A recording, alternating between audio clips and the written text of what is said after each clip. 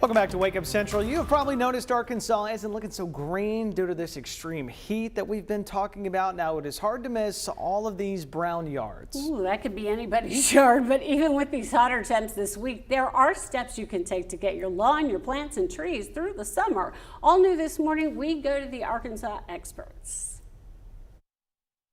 Let's start with proper watering. University of Arkansas Extension Agent for Horticulture, Colin Massey, says you want the water to go deep into the soil, slowly and infrequently. He says most plants require an inch a week.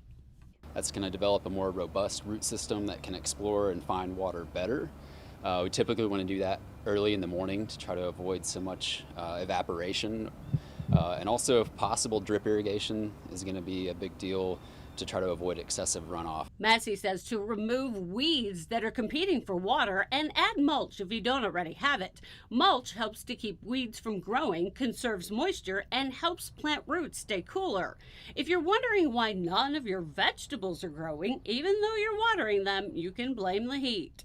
Especially with tomato plants, their ideal temperature range is usually around 75 degrees. When we get over 90, 95 degrees, they often will just drop those blossoms or they'll get poor pollination. So you may have a few tomatoes on there and not many flowers. It's really just due to that excessive heat. So what about your lawn? Experts suggest leaving grass taller than you typically would to help it retain moisture, and don't mow over the brown spots. Watering is key to keeping grass green. Levi Schroeder, owner of Levi's Lawn Care, says it's most effective early in the morning before the sun comes out. Water about an inch, so you can put like a tuna can or like a frisbee, and once that gets about an inch of water in it, that's good for a few days, 3 to 5 days. That way, just keep your grass green. But if you don't want to mow at all and you don't want any maintenance, just don't, leave it alone. That's the consensus around here. Hayden.